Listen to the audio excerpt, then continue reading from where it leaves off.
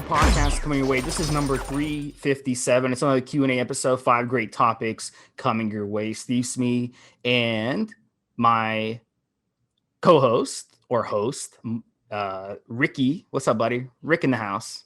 Hey, what's up, Steve? What's up, guys? How's everybody else doing out there? Yeah, so we were talking on a pre-show about some nutrition and some fruit stuff. So we'll have to talk about that in the future.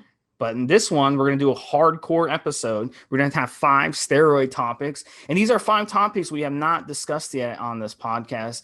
I handpicked these topics from the forums and also emails that you guys have sent in. And we just haven't had a chance to talk about them yet. And they're very, very specific questions about steroids. So you're going to want to definitely listen to this podcast. So let's hit the first one first. The first one is, should I take oral steroids with food and or water? So Rick, talk about that, and then talk about also taking liver support as well. When you should take liver support, when you should drink the water, when you should eat around orals. I like to take my orals. I like to take my orals on an empty stomach. I always have. I guess I'm pretty old school. I started using steroids around the early 2000s, and there were a lot of pro-hormones back in the day that I would use in and out, and you really want to do it in as empty of a stomach as you can. That's just been my opinion on it. And also, if you're taking liver support, some of these liver support supplements you really want to take with a meal. You want to take with food, but you don't want them going through the gut at the very same time as the steroids. Especially like if we're talking about Entogard, that's a pretty loaded liver formula. You want to at least have it be in the gut an hour away from when the steroids were there. So when taking something like Entogard, let's say I would take my steroid dosage early in the morning on an empty stomach. I'd get my cardio in.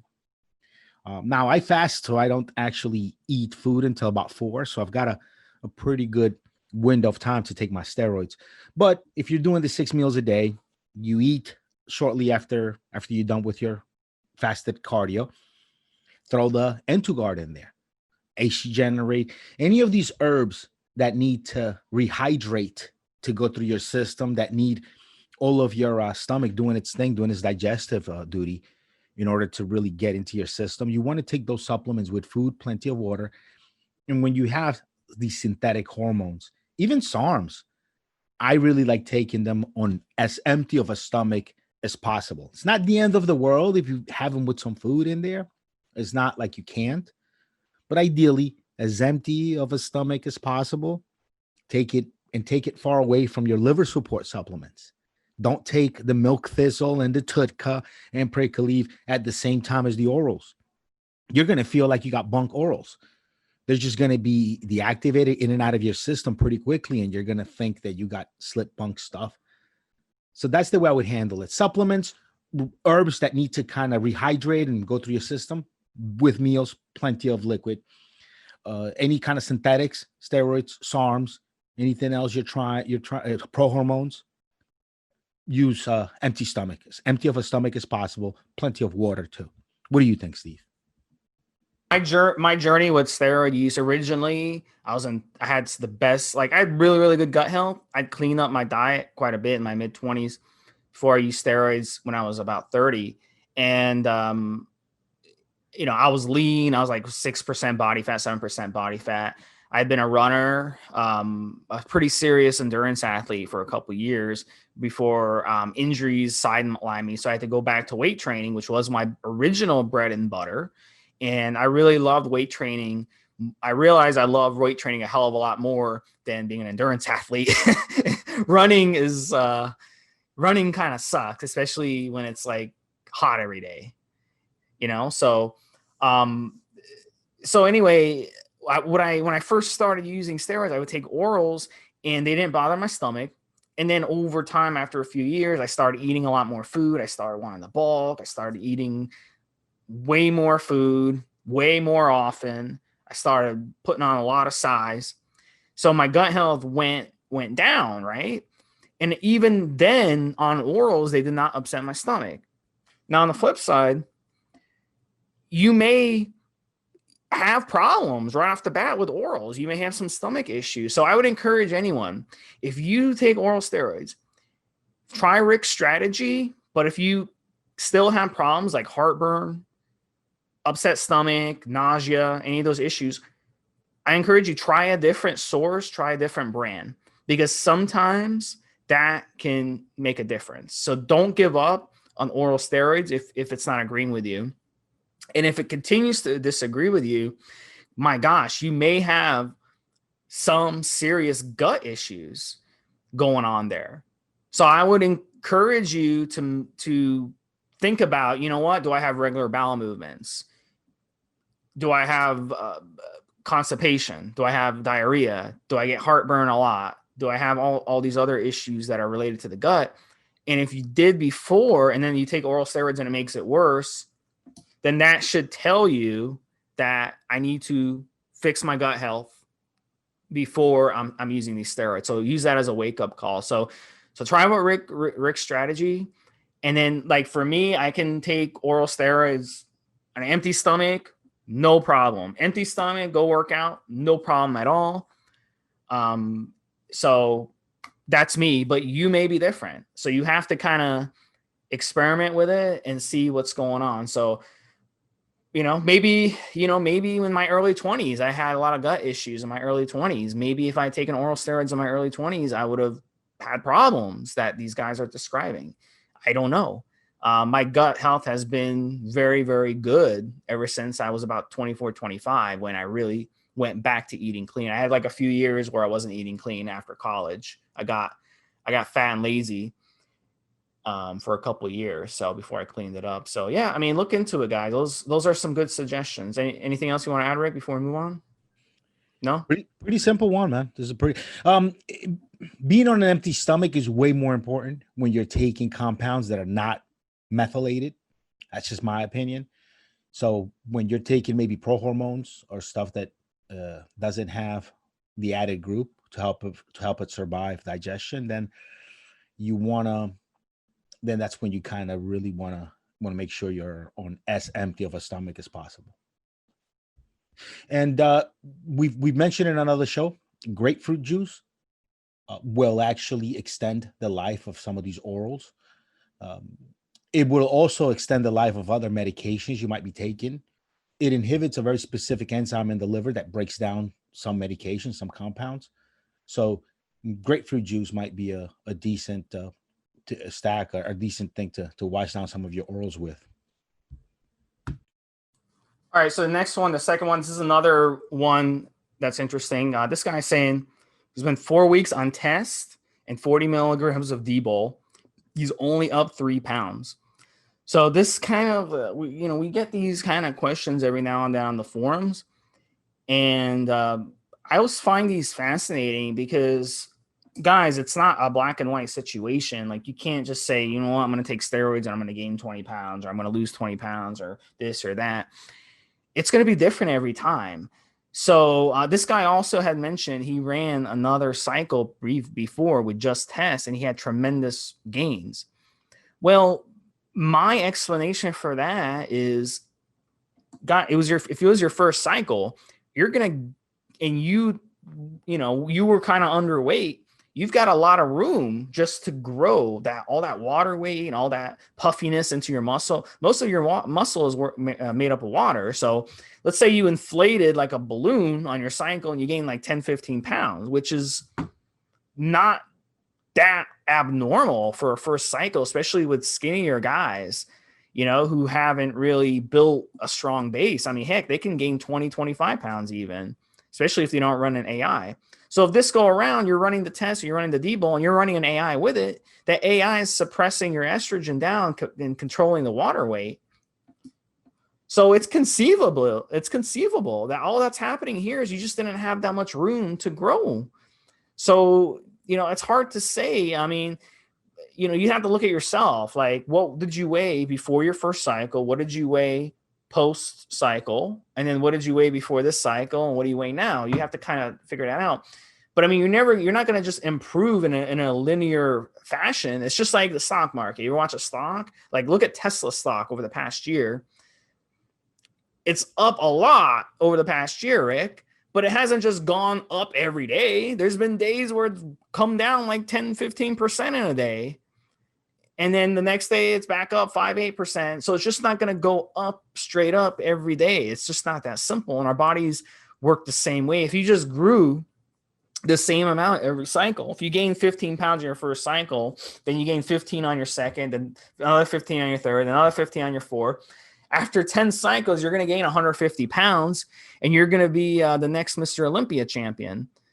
It just doesn't make any sense. So you have to kind of, think about that logically. You don't just gain forever. And I try to explain this to people on forums and they think I'm an idiot for explaining this to them. But, then I tell them, I'm like, dude, if you just gain forever, everybody on the forum by now would be 400 pounds at 6% body fat and benching 1,000 pounds. I mean, you just don't improve forever.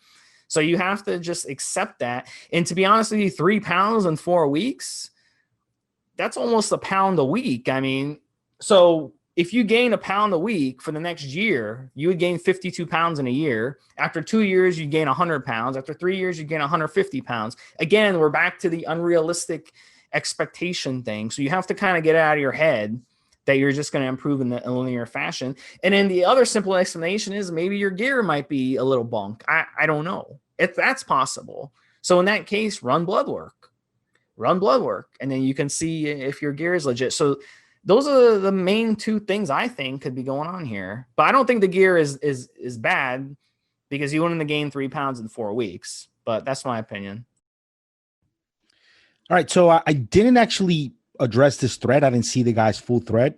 I would need to really speak to him and ask him a bunch of questions to really get down to what it could be. I wrote down 7 tiny notes of 7 things he needs to look at. And I'll go down the list real quickly. Number 1, like Steve said, is your gear bunk? You could have gotten bunk gear. It does happen. Number 2, maybe you added anti-estrogens and you really are overdoing them.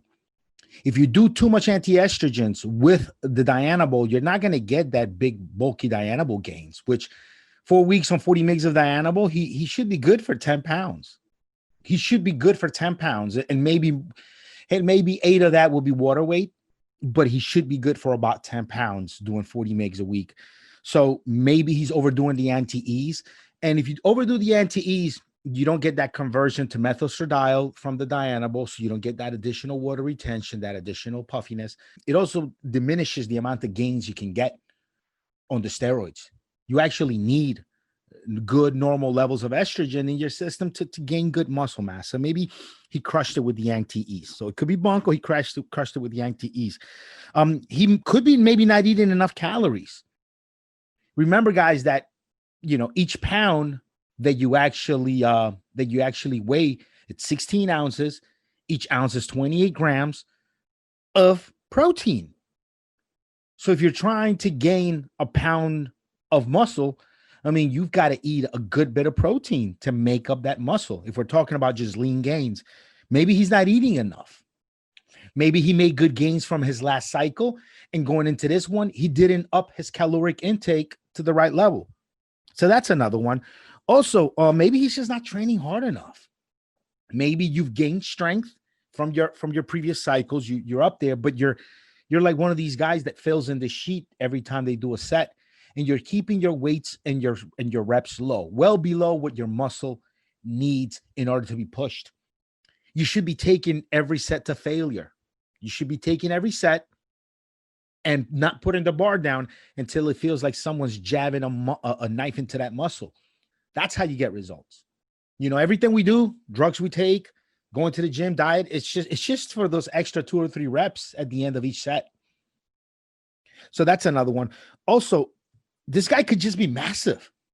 You could just be a massive dude already holding on to a ton of muscle that your body is not wanting to hold on to. And then you add these steroids, you're gaining less mass.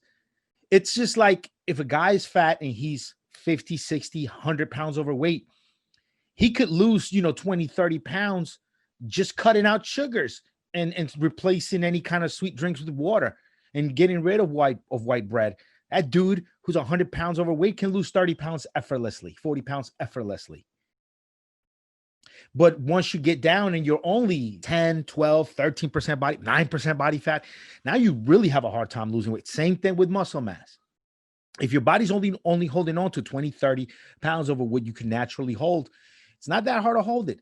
But if you're already a big dude, big guy, and you're putting in just normal amounts of the same old steroids, you're not going to see that continued growth, because you already need, at that point when you're holding on to too much mass, you already need way more androgens in your system than your body could make naturally in order to hold on to that mass.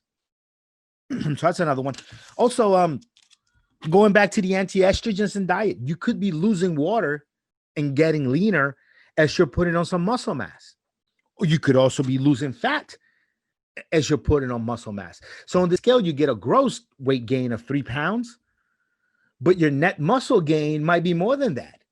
You maybe could have dropped a couple of pounds of fat and a couple of pounds of water and put on, 10 pounds of muscle, but you lost 7 pounds of both water and fat, which is quite easy to lose 7 pounds of water, guys, by the way. Just go run, break a sweat, come back and weigh yourself. You can easily, regular guys, you can easily lose 2-3 pounds just going for a jog. Don't even ask a fighter or a boxer or something. Guys like that can lose 30 pounds in a day of water. So maybe you're a little dehydrated when you took your weight. So those are all just a bunch of things to consider. When I work one-on-one with someone, we'd go down the whole line of what could be going on. But those are just a bunch of different examples how somebody could take this much steroids for 4 weeks and only see a 3-pound gross gain. That's it. That's all I got, Steve. Next one is, can I still cut on 800 milligrams a week test and 600 milligrams a week Deca? So Rick, you're on a rant.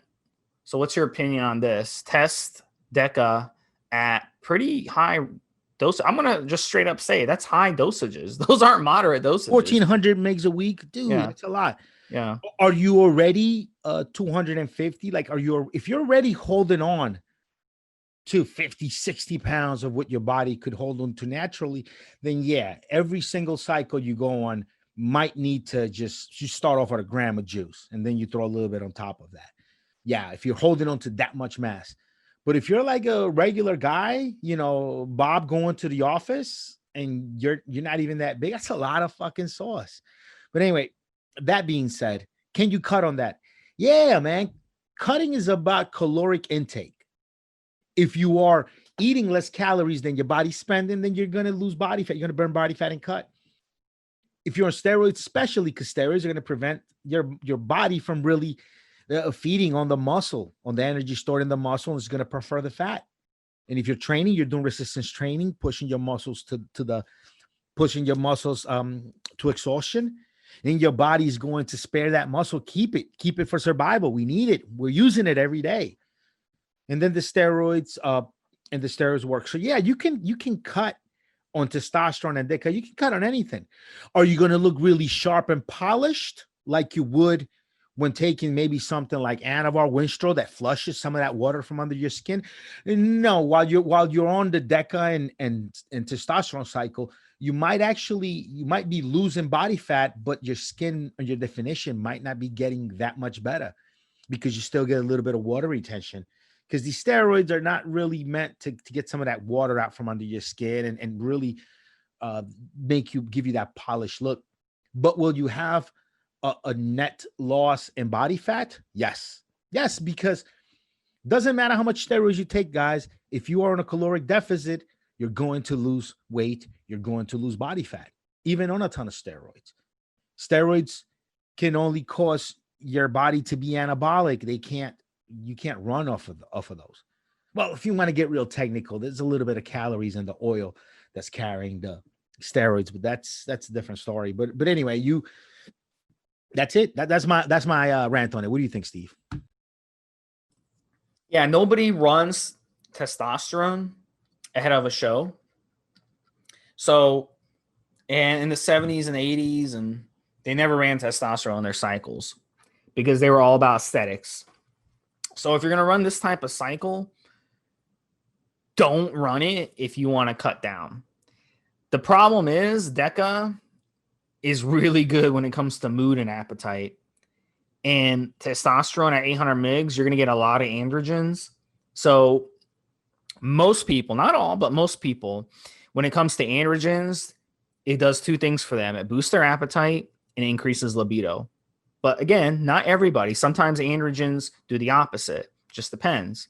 Especially if you have poor heart health. If you have poor heart health, it can actually do the opposite. You can actually be in a bad mood on androgens and be not having a good appetite. So I want to use it for this. Even if you're eating in a caloric deficit, that doesn't matter because these steroids are going to add a lot of water. They're going to fill up your muscles. So, I would say most people, even if you eat in a caloric deficit, you'll still gain bloat and size on this. And then we have to factor in, are you running an AI? That makes a difference too. If you're not running an AI, you're still going to put on size. Let me tell you something on Tren. When I go on Tren, I put on like 5 to 8 pounds within like a couple weeks. You know what I'm saying? So it's just so powerful. And these steroids were designed to prevent mass wasting. So that's what they're designed for. They're not designed to cut you down. So if you want to cut down, definitely I would not choose testosterone and Deca. If you want to cut down, I would choose something like Primo. I would choose something like Dianabol. I would choose something like that instead. Or I would go with SARMs. You know what I'm saying? So that would be my choices there, or Tbol or something like that. Now, Masteron is a hardener. So running Masteron would be kind of a waste unless you're already low body fat and you want to harden up. Unless you just want to have harder muscles, I don't know. And then running Winstrol also is a waste. If you're not lean already, what's the point of drying out on Winstrol? It's just gonna shed your hair, screw your prostate, and cause other side effects. So like dry joints. So no, I wouldn't run this. I wouldn't run the cycle if you want to cut down at all. I would. There is a much better idea. It's like on Primo, you don't have a boost in appetite. Even though it was designed for muscle wasting, it just doesn't boost your appetite like these other steroids because it's not androgenic enough. So, but Deca and Tests are essentially the same thing. They're pretty much the same exact steroid. So when you stack that much, you're pretty much running 1.5 grams of testosterone. So you're going to blow it up.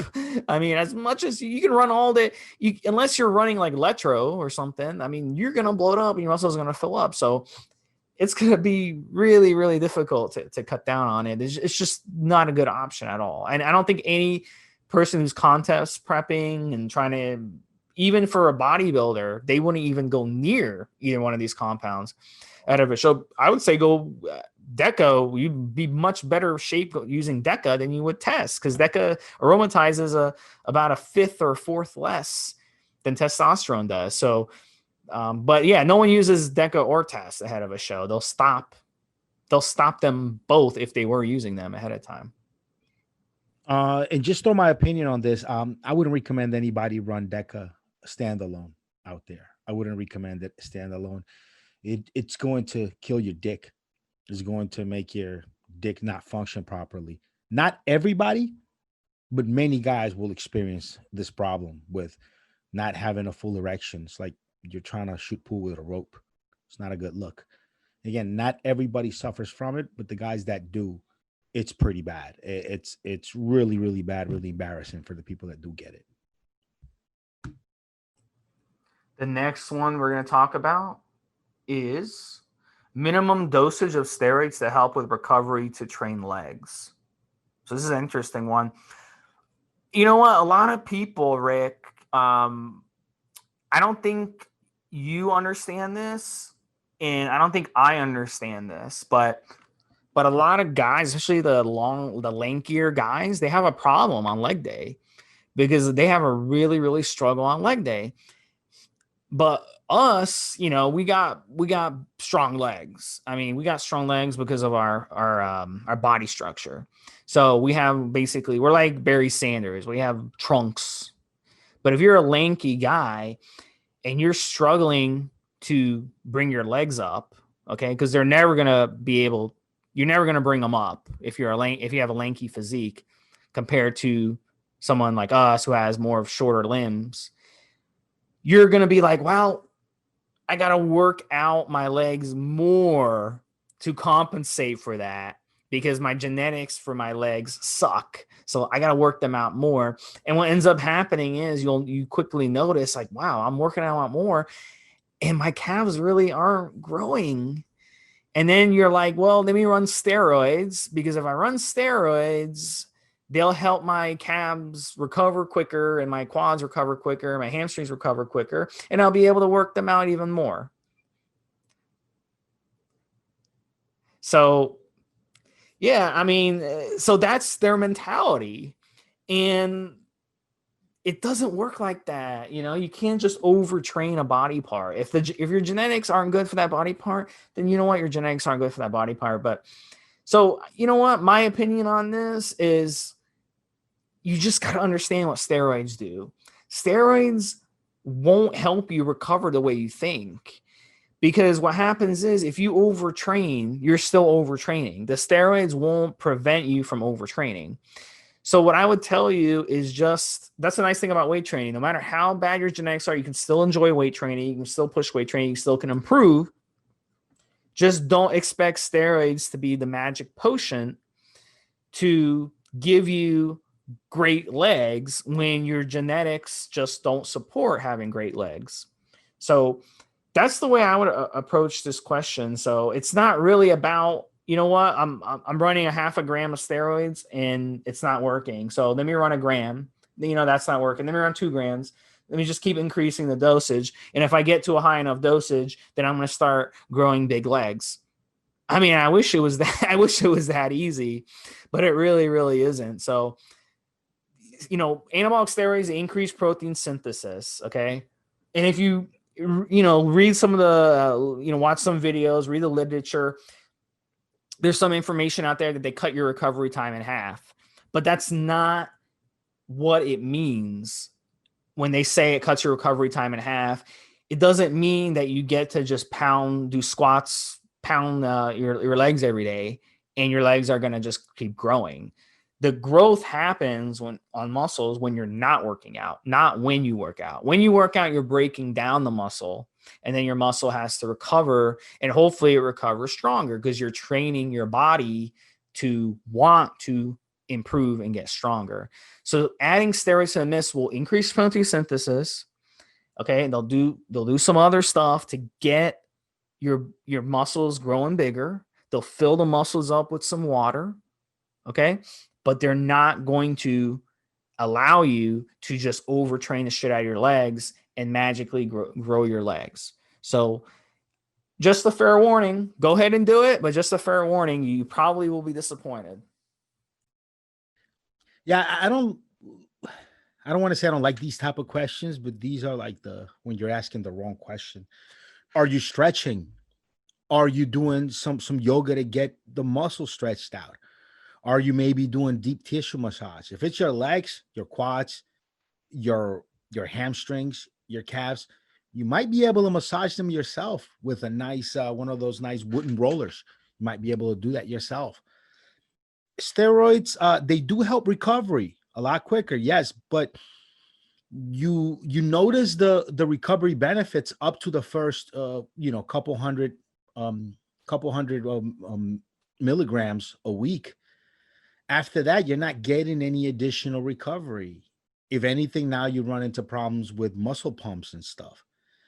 So pretty much most steroids above, between 3 to 500 milligrams a week are going to give you improved recovery. That's just what they do. Are you going to recover any quicker at 1,000 milligrams per week? I don't think so. I think by the time you take 300 to 500 milligrams of almost anything in a week, you're maxing out the additional recovery help and recovery potential those steroids give you. If you want something that is really focused on recovery, S4 Andarin S4, I think it's a good candidate. Osterin is a good candidate. Maybe GW were just did a show on it. Some of these even at a smaller dose, way less than 100 megs a week, 200 around 1 to 200 megs a week. I mean, very small dose, and the recovery on something like S4 or Osterin for your muscles at the small doses that you would take of one of those will be much better felt, much more noticeable than taking a gram of any steroid. That's just my opinion. That's just been my experience with it. Out of all the steroids, which ones are good to recover muscle?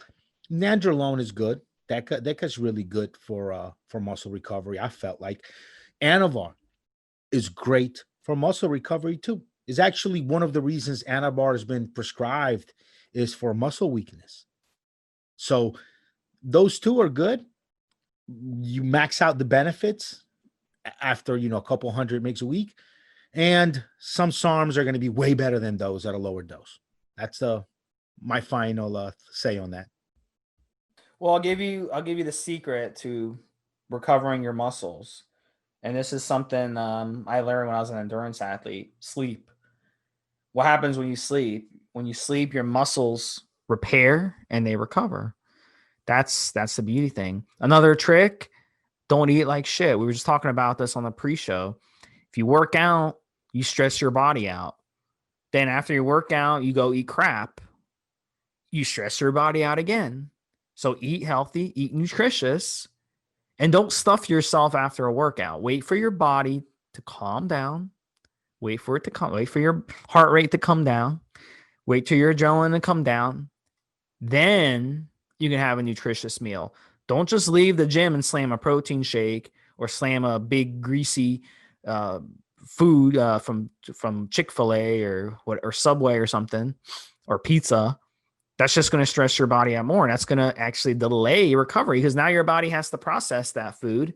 And the harder it is to process the food, the longer it will take for your body to recover.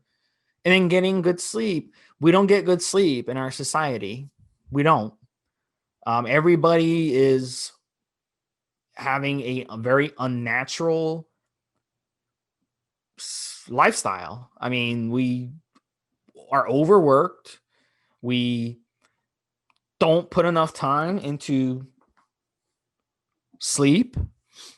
And we all want to have the big house, the 3 cars, the boat, the 3 kids, the dog, the cat, and send our kids off to college. That costs all this money. So we're all under stress and we don't sleep enough. And that's just how it is. And that's just how it is. That's our modern society. Unless you want to become like a bushman, Rick, and go live in the bush. And then this way you won't sleep because you're going to be up all night scared that a lion's going to break through your boma and eat you. So look, make the most out of it, guys. Dedicate 7 to 8 hours a night of sleep. Eat healthy and you will recover much faster. The steroids are not going to help you recover faster. They will help you build more muscle, but they're not going to help you recover faster. That's just not what they do. I really wish they did. That would make life so much simpler. All right. So the last one we're going to do is why do we get small balls on steroids and how to stop it? So Rick, you get in there because I just did my little rant and explain to the guys how it works when you take steroids and then your balls start shrinking, and explain why some guys don't have that happen on steroids, and explain how you can prevent it from happening. All right. I will oversimplify the hell out of this so that I can condense it into a short talk for you guys, not to bore everybody out there. As we've said before in this podcast, your body has estrogen receptors in many different parts, in different tissues have estrogen receptors. One of them, or one of the ways that your body detects and knows when it's making too much testosterone is it detects the amount of estrogens in your system, in your body. There are tissues in the brain around the hippocampus of your brain that can detect high levels of estrogen. How? There are estrogen receptors there. And once part of the brain detects higher levels of estrogen, it slows down, it inhibits the chain of different hormones and carriers that stimulate the pituitary gland to produce its own hormones that stimulate your testicles, namely LH and FSH, which are made by the pituitary gland. When you have high levels of estrogen in your body, and these two hormones are actually necessary for the Leydig cells in your testicles, in order to stimulate those to continue to produce testosterone. Leydig cells in your testicles will only really produce testosterone while they're being stimulated by LH and FSH. Once levels of LH and FSH decrease in your body, that is when your Leydig cells begin to, or I should say, stop making testosterone, slow down testosterone production because of the lack of that stimulation. This really is what's at the core of homeostasis, of your body trying to find balance. There are a bunch of different feedback mechanisms in the endocrine system that are meant to make sure that your body functions properly. When there's enough food, enough mates, enough health, your body, and enough youth, your body is producing testosterone at high levels. When there isn't enough food, enough mates, enough health, you're too old, then your body slows down the rate of testosterone production, because the older you are, the more your body wants to preserve itself, and high levels of testosterone make you an animal. You want to get out there, you want to fight, you want to mate, you want to kill. So as you get older, it's just normal that levels of testosterone drop. Even when you pair with a mate, when you live with a wife, there are studies that show that men that live with a girl actually have lower testosterone levels naturally. So it's all feedback loop, and basically it comes down to LH and FSH. How do you stop it, and why does it happen to some guys and others not? There is always that genetic always play a role. Some people's testes are more sensitive to the absence of LH and FSH, and so they're going to shrink up right away. I know in my case, my left ball will shrink well and get softer well before my right one will. That's just, for some reason, that one is more sensitive to me lacking LH and FSH in my system. Taking some anti-E's to control your estrogen levels do help. It does go a long way, but it's not everything. Something like Clomid. Clomid is a selective estrogen receptor modulator. Now, it's selective to the estrogen receptors in your brain. That's why when you take Clomid, it blocks your real high levels of estrogen, your methylstradiol from your dianabol, blocks all these other estrogens from signaling the brain that there's high estrogen, and so your body will continue to make LH and FSH. When it comes to something like Novadex, again, another selective estrogen receptor modulator, it's going to select the estrogen receptors under your nipples. That's why Novadex is really well known as a cure for gynecomastia, while Clomid, not so much. And this is why Clomid has been known to actually help you get back to natural testosterone production, and Novadex, not so much. They both have some overlap, but they're very specific ways of working. When it comes to taking natural compounds, natural products like my N2 Generate, which I make through my brand N2BM Nutrition. If you guys want to learn more about N2 Generate, go to hcgenerate.com. It has several different ingredients that have different jobs. Some of the ingredients are helping to mimic what Clomid does. Other ingredients are directly promoting the secretion of LH and FSH. Other ingredients are directly going to stimulate the Leydig cells to a degree. When you use a natural over-the-counter testosterone booster like my product, you're not just taking, 50 milligrams, 25 milligrams like you would take of Clomid. You're taking about 3 to 4 grams about per day of these herb extracts, and they cover a whole range of different things, a whole range of different ways of helping you get your nuts to grow back and helping you to recover. It will even increase the amount of volume in your semen, I mean, it'll do some great stuff for you guys out there that are on the steroids, that are using these drugs. It's probably one of the more interesting part of your system. And yeah, I mean, it just goes with the territory. Also, guys, when your nuts have shrank a little bit and you take my Generate product, you're gonna get a little bit of testicle pain as they're getting back to size. That's actually pretty normal. I just want to throw that out there because just the last month, a couple of guys have reported it to me, and I don't remember a lot to mention that out there for guys that you're going to feel a little bit of pain in your nuts as they're getting back up to size, and that's pretty normal.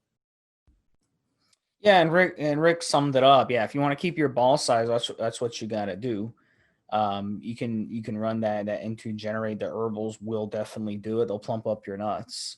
And some guys just, if you're on like a long-term HRT, some guys just let their balls shrink up. I actually had a woman tell me, years ago, she's like, I told her, I was like, my nuts shrunk up because I'm taking steroids, and she's like, oh, I just thought they went up right back up into you. She didn't see them. So, but a lot of women, they don't really notice like your balls. So I mean, I don't think it's that big a deal to have them shrink up. I don't think it's that big a deal. And they, we know what bothers guys a lot. A lot of the guys that buy from my store, they're already on TRT. The decrease in semen volume is one. When your testicles shrink and you're on TRT for a long time, you don't have that much volume. And two, sometimes the old lady, their wife don't like the nuts not being there, not slapping around when they're making love. They just don't feel right about it. So a lot of guys, even though they're staying on TRT, they'll take the Generate. Look, I had a guy tell me straight up, said his old lady liked to feel him, come inside of her, like to feel the warmth of his semen inside of her, and she liked it all over herself sometimes, skeet. Do you like to feel it too inside you, Rick? She was into all of that. so he didn't, when he got on TRT, he felt great, everything was good, but his semen volume started to decrease, and that, she wasn't happy with that. Do you think these porn stars use a shitload of herbs? Like they use a shitload of herbs? Yes. Like in the old days, especially like back before they had, Clomid was around, they would have to, in Generate, the Tonga Kali and the Fedoja agrestis, those two are really going to be the ones that are really going to increase that volume for that, skeet. Back in like the 60s and 70s, have you ever seen like those old porns, like, like they had some big volume, so they had to have been taking something back then. What some of those porn stars do apparently is they don't have ejaculation for a day or two before the shoot, and so that way when they do ejaculate, they have big volume. Also, sometimes movie magic comes into play, and they'll make it look like there's a lot squirting out, but it could be, just turkey basting it out, some kind of a mix. I mean, there's a lot of movie magic that goes into it. You did some movies down in Colombia, right? What are they called? What were the movies? The guys want to look them up. Yeah, big. We did movies like the 70s, big bushy genitals and a bass solo in the background. I like the Rick Drazen video. Oh, see, there you go, mention him again. You and Mobster got a bunch of hate comments from people really upset about your Rick Drazen episode. You mentioned the guy again over here. Rick Drazen was a porn star? He did some porn, but his YouTube videos, he also got like that porn music to start the. I don't know why he did that. I think it was a subtle message. Yeah, it's like that bass solo in the 70s for the porn movies. It's just a classic. Yeah, Sylvester Stallone did porn. So I've heard. Yeah, right. Yeah, so I've heard. Yeah, I don't think I've ever seen it, but I've heard he did. Yeah, you're gonna, after we get off, you're gonna look it up, aren't you? What was that? I said after we get off the podcast, you're gonna Google it, aren't you? Sylvester Stallone video. That's funny. Would you ever do that? He sounds like he's coming when he's just having a regular conversation. I wonder what when he's Because he's got that he's got that voice and twist his lips when he talks. Kind of funny. Yeah, I think we did a hardcore episode with about Sylvester Stallone. So yeah, we did it. I was on Facebook today. Somebody said that they like the podcast and they like the episodes I do with you, breaking down what people might have taken. I think there might be a one or two people out there that think that it's when you're doing the show with Mobster that it's me with a different voice or something. It's funny. You do the Welsh accent. I can't. That'd be good. Like actually, these podcasts, it's all just me. I just throw my voice. Like you don't exist, Rick. It's just me doing your voice. You don't exist. You're imaginary. Figment of your imagination. Yeah. Because I used to do ventriloquist, so I practiced this, and I can. So it's yeah, we're pretty much the same thing. I heard that a good ventriloquist can always pronounce it. Yeah.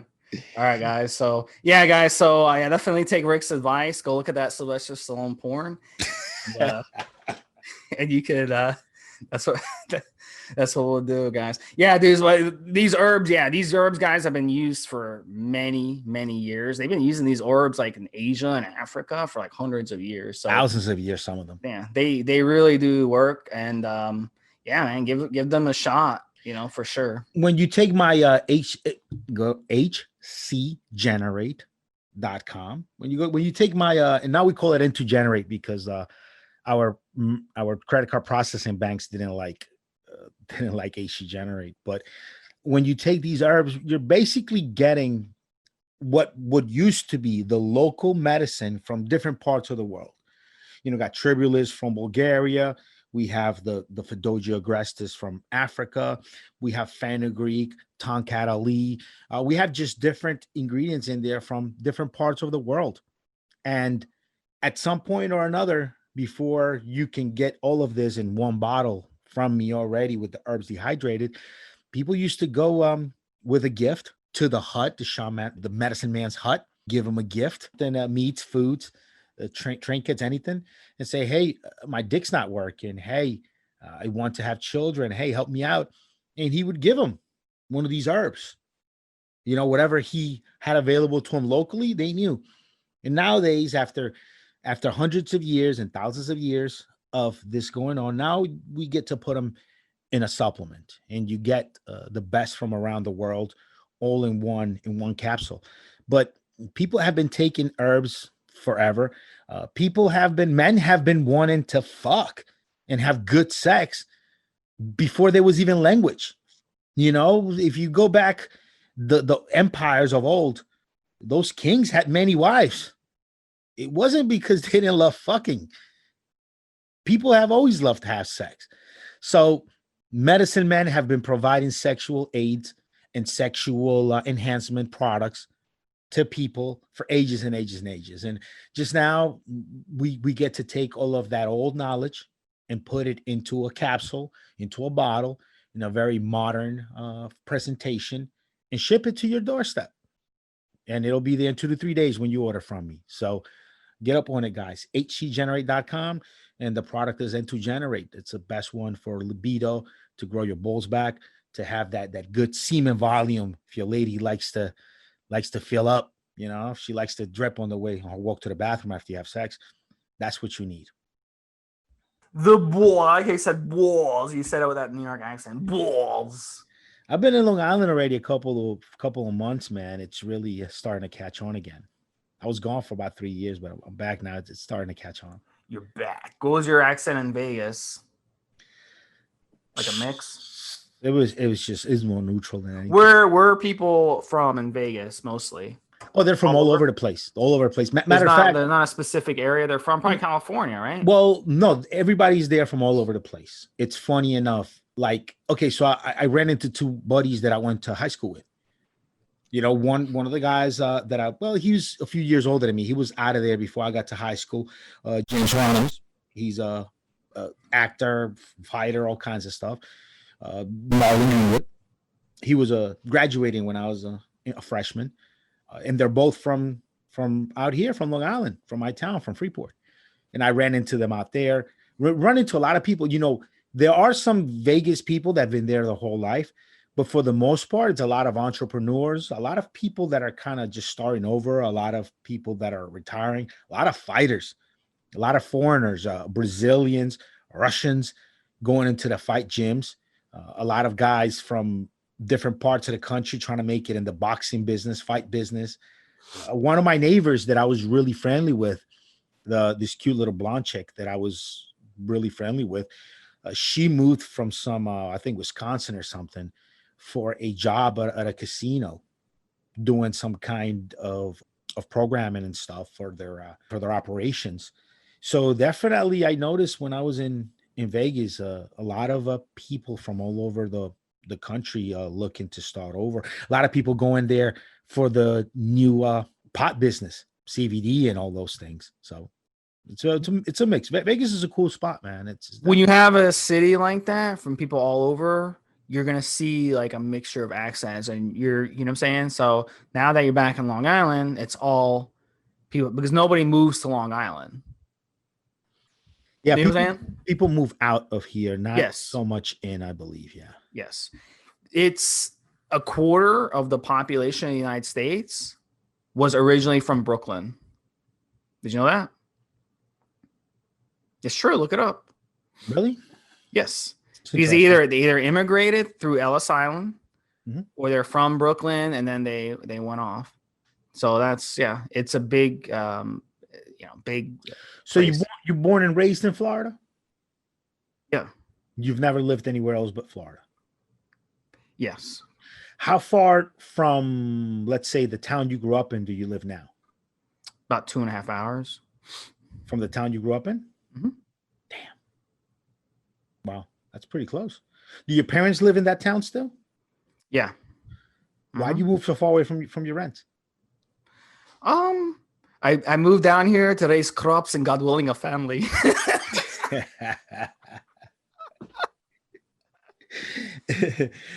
Why'd you move so far away from home? Huh? Why'd you move far away from home? Well, we moved far away from home, but with my parents. Yeah. Oh well, okay. So All my right. Is this another topic? We're gonna yeah, talk no, about no, that. no, it's a, No, no. I moved where I live. Guy, I live like in a beach area. I like the beach. I like fishing. I like boating. I like it. I like it, man. I mean, I like I just like I like living in a coastal town. I mean, the beach. Let me Freeport tell you is a something. coastal I'm gonna town tell you where I something. live. I'm gonna tell you something else. Like living close to the beach is great for your allergies because things can't live in sand. Plants have a hard time living in sand. So the closer you are to the ocean, the better. If you're allergic to plants and flowers and trees and pollen and shit like that, can move closer to the ocean and you don't gotta worry about allergies. That's the big one. That's the big one. I like the weather in here in Long Island only around two times of the year, where it's like the peak of summer or Christmas, winter. But allergy season, oh man, it's so hard out here. And now the season we're in now, where it's going from like summer to fall, like where we're getting close to Halloween, and there be days like 3 4 days where you go out and the sky's just cloudy, the sun just doesn't peek through. That's one thing that I really liked about Las Vegas is it was a sunny day every day, like fucking Groundhog Day. Every day was the same. It's pretty cool. Where here you kind of remember the days because, oh, that day that it rained, oh, that day that it was really nice and warm, oh, that day that I had to run back to the house and grab my jacket. And it gets I get seasonal depression kind of. I feel like when I have 3 4 days where it's just gray and you don't actually see sunlight, man, does that not feel good to me. So it's although Yeah. I love living out here because of family, because of the schools for my kids here are great. Everything it's everything's close by. It's like everything's close by and there's everything here the way it is in the city, but without the chaos. It's actually nice and quiet out here. So that's kind of cool. But man, those two seasons, bro, going into like spring when I mean just I've got sniffles all day, every day. It's just terrible. We are tropical species. We evolved from Central Africa, the rainforest. We belong in a warm climate. And a lot of people like to argue that with me. But if you go in the cold weather outside naked, you will literally die within minutes.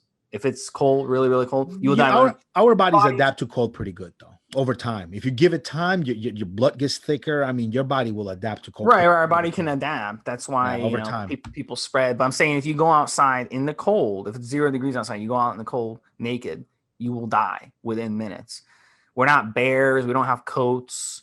So we're really designed to not have clothing. Like I go shirtless 95% of the time. The only time I wear a shirt is when I go to a store. If you wanted to, your body can adapt. There's the polar bear club. Guys go basically in bathing suits into the ocean and in freezing weather. There's a dude that actually ran in the snow barefoot, like in underwears or something. No, I know, Rick. I know, but I'm saying I mean, our bodies are able to adapt. But you're talking about the regular person, yeah. But that's why you're depressed. It's because you're living somewhere where our bodies don't belong. Plus, look at your skin color. You don't belong at that latitude, regardless. You belong closer to the equator because your skin color. You know what? Not everybody that I know suffers from the seasonal depression. Like my ex-wife, she fucking loves it. She loves it when it's cold and dark. She likes it. She doesn't like the summer and the heat. Do you have a basement? Do you have a basement? No, not here. Yeah, I don't think long. But like those houses up north, they have basements. You can look out your little basement window and see snow on the ground. You have like a little pine tree, like a Christmas tree in the yard with snow hanging from it. That's beautiful. That's actually what I like about Christmas. I said like the height of Christmas, like the height of the winter around Christmas is actually nice because even though there's snow, it's pretty sunny. It's pretty sunny out. And with the frost and you get more light reflection. I think it's a light issue. I should get one of those. Lights and turn it on every morning to replace kind of sunlight and get that in my eyes a little bit. You could be like a lizard. Like like if you get a lizard, you have to get them like a light, heat lamp. Like a lizard. just the darkness of it. Like that's one thing when I started spending more and more time in Colombia. In Bogota, the capital is high altitude, and sometimes it'll just drizzle for 2-3 days in a row. No sun. It doesn't really pour. It just like tiny little misty drizzle. 3 days in a row, no sun. And I thought, and even though it's not as cold, I thought that was kind of dumb. Now, I lived in Florida. I lived in other parts of Colombia, Vegas. It's just sunny every day, and if it rains, it'll rain for maybe an hour or two, and then it's sunny again. I like that. I like being able to. I like seeing the sun every single day. I don't like. It just don't do well when there's days and days and days of just no sun peeking through the clouds. It's kind of shitty. Yeah, it's gonna be okay, buddy. Hang in there. We'll get you through it. Push through. I'm gonna get one of those lights. It's what I'm gonna do, man. Now that I'm here full time. All right. Just don't burn down the house. I'm sure. Like make sure you have like something around it where it just put it behind my monitor, and then when I come into when I sit on my monitor in the morning, just flick that fucking thing on, and it should be good. You can buy like a cat by a fireplace or a lizard. Sunning itself in the sun, like a iguana, like sunning itself in the sun. Yeah, there is definitely something about sunlight that helps your mood. I'm not the only one that knows this. Yeah, it's good for the bones. Some of us get it worse than others. And like I said, man, my ex-wife, she loves cold, dark weather. She hates sun and heat and moisture. She hates the summer. She's in AC the whole time. But winter, man, loves it. She loves being out and about when it's like 4 p.m., 5 p.m. and it's fucking dark already and cold. The sun hasn't shone through in 3-4 days, and then it's 5 p.m., 5:30, and it's pitch dark. She loves that stuff. You ever use an infrared sauna? I've done tanning beds. When I'm juicing, I'll do the No, but tanning beds. infrared sound is different because Different. you're getting sun without the harmful UV rays.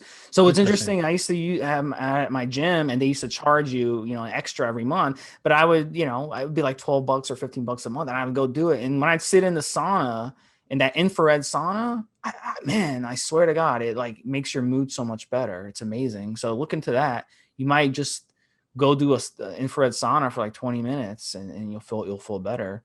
I swear it works, man. Like just being, but you don't get the harmful UV rays like a tanning bed you would. It's not like dangerous. It's not going to give you cancer. You get all the benefits of the sun without the dangers of the sun. It was actually pretty cool. Sounds awesome. Yeah. One day you work hard, and you'll be able to buy one and put it in your house. All right, guys. So this was number 357. Stevesmi and Rick. We will talk to you guys next one. I hope you enjoyed it and you sticked around to hear us bullshit. And if not, we'll talk to you guys next week. Otherwise, have a good one, Steve. Have a good one, guys.